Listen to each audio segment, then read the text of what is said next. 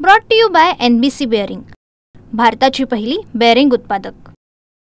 विदर्भ आणि मराठवाड्याच्या सीमेवरती डोलखेडा येथे एक धरण झाले आणि ते धरण आता आमोना गावच्या शेतकऱ्यांच्या मुळावर उठले। त्याचं कारण असं आहे की आमोना गावची शेती या धरणामध्ये गेली, मात्र त्यांना त्यांच्या शेतामध्ये जाण्यासाठी रस्ताच राहिला नाही।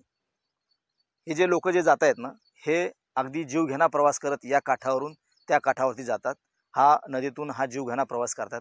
अतिशय म्हणजे तोकड्या मोकड्या साधनांच्या आधारे त्यांनी थर्माकोल आणि पाटीच्या आधारे एक साधी होडी तयार केली। या काठावरून त्या काठावरती हे शेतकरी जातात, आपली शेती कशीबशी करतात। काही लोकांची शेती अद्यापही पडीत आहे। जवळपास 1000 हेक्टर शेती जवळपास त्या पलीकडच्या काठावर आहे। आमोना गावच्या शेतकऱ्यांनी अनेक वेळा लघु पाटबंधारे विभागाकडे चक्रा मारल्या, निवेदनं दिली, खासदार आमदार असतील, पालकमंत्री असतील, सगळ्यांकडे गेले, मात्र अद्यापही त्यांच्या या निवेदनाची, त्यांच्या या समस्येची दखल कोणी घेतली नाही। दुसरीकडे जर पाहिलं तर हे जे शेती जी आहे, ही शेती अगदी अक्षरशः म्हणजे या ठिकाणी जवळपास 25-30 एकर शेती आहे, ही पाण्याखाली गेली। म्हणजे या डोलखेडा धरणचं जे पाणी जे आहे, बॅकवॉटर, हे सगळं या शेतामध्ये आलंय। अक्षरशः म्हणजे पिकाची नासाडी या ठिकाणी झालेली आहे। बुडीत क्षेत्रातल्या लोकांना पैसे मिळाले, मात्र बुडीत क्षेत्राच्या बाहेर सुद्धा हे जे पाणी जे आहे धरणाचं गेलेलं आहे, त्यामुळे त्या शेतकऱ्यांचं सुद्धा नुकसान झालंय। काही शेतकरी आपल्या सोबत आहेत, काय नेमकं त्यांना या ठिकाणी अडचण जाते, शेती पडीत आहे त्यांची, मला सांगा साहेब, काय नेमकं अडचण आहे शेतकऱ्यांची? शेती पडीत आहे, पाणी इकडे या शेतामध्ये शिरलंय, आतापर्यंत काही दखल घेतली कोणी? आतापर्यंत या मंडळींनी आम्ही जे शेतकरी या भागातले आहेत, या भागातल्या शेतकऱ्यांनी आतापर्यंत किमान 25 वेळा निवेदनं दिलीत। खासदार, आमदार, मंत्री असतील, पालकमंत्री असतील, अधिकारी असतील, कार्यकारी अभियंता असेल, या सर्वांच्या भेटी घेतल्या। आतापर्यंत कुठल्याही अधिकाऱ्याने याची दखल घेतलेली नाही। इथे येऊन त्यांनी एक वेळ पाहणी केली, पण ती पाहणी केल्याच्या नंतर पंचनामा म्हणून पाहणी केली, परंतु त्यावर कुठल्याही प्रकारची दखल त्यांनी घेतली नाही।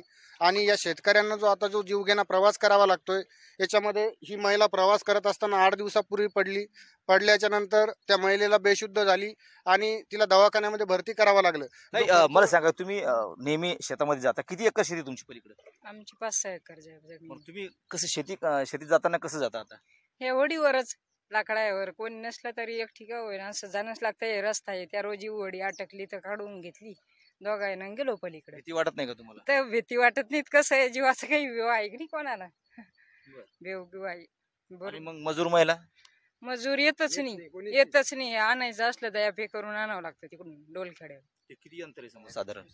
ते 15 किलोमीटर। शेतकऱ्यांना या रस्त्यानं जाताना जीवघेणा प्रवास करावा लागतो। अतिशय म्हणजे थर्माकोलची होडी बनवून ते शेतामध्ये जातात। मजूर तर येत नाही, जाताना भीती आहे, कारण की जवळपास 20-25 फूट पाणी या नदीमध्ये आहे। काका, मला सांगा, तुम्ही अनेक वेळा तक्रारी केल्या, यापूर्वी तुम्ही म्हटले की मी सांडवा फोडला होता, आता काय इशारा आहे तुमचा लघु पाटबंधारे विभागाला? आता बी त्यात सांगितलं नाही द्यायला, सांडवा आम्ही फोडून इथं आमच्या गावाचा निर्णय लावा काहीतरी। 5 ऑफिस आहे, एक ऑफिस म्हणतो आम्ही पाणी विकतो, एक म्हणतं ते पाटबंधारे तिकडं जा, ते कामगार ऑफिस आहे कोणतं समजा, हे असं त्याचं चालतंय। लय तक्रारी केल्या आम्ही, मग काय नाही, येते पाहून जातात बस। काय इशारा, काय तुमचा लघु पाटबंधारे विभागाच्या अधिकाऱ्यांना काय इशारा आहे? आमचा इशारा असाच आहे, त्यांनी जर 8 दिवसाच्या आत जर आमचा कोणता निर्णय आमच्या गोष्टी मान्य केल्या तर बरं, नाही तर आम्हाला इथं उपोषणाला बसावं लागेल किंवा जलसमाधी घ्यावं लागेल। कारण की आम्ही निवेदन भरपूर ठिकाणी दिले, मुख्यमंत्री साहेबाकडे पण निवेदन दिलेलं आहे आम्ही। शेतकऱ्यांच्या अतिशय या ठिकाणी गंभीर ज्या प्रतिक्रिया आहेत, कारण की निवेदन देऊन थकले, तक्रारी दिल्या, मात्र कोणीही या शेतकऱ्यांची दखल घेतली नाही। परिणामी पलीकडच्या काठावरची शेती पडीत आहे आणि या बाजूच्या काठावरच्या शेतीमध्ये या डोलखेडा धरणाचं पाणी म्हणजे बॅकवॉटरचं पाणी शिरल्यामुळं शेतकऱ्यांच्या शेताचं नुकसान झालंय। साधा फक्त एक पूल बांधायचा आहे, जेणेकरून शेतकरी या काठावरून त्या काठावर शेती करण्यासाठी जातील आणि सुखी समृद्धी राहतील। कॅमेरामन हिरे देशमुखसह Ganesh Solanki, TV9 Marathi, Buldhana. Brought to you by NBC bearing, भारताची पहिली बेअरिंग उत्पादक।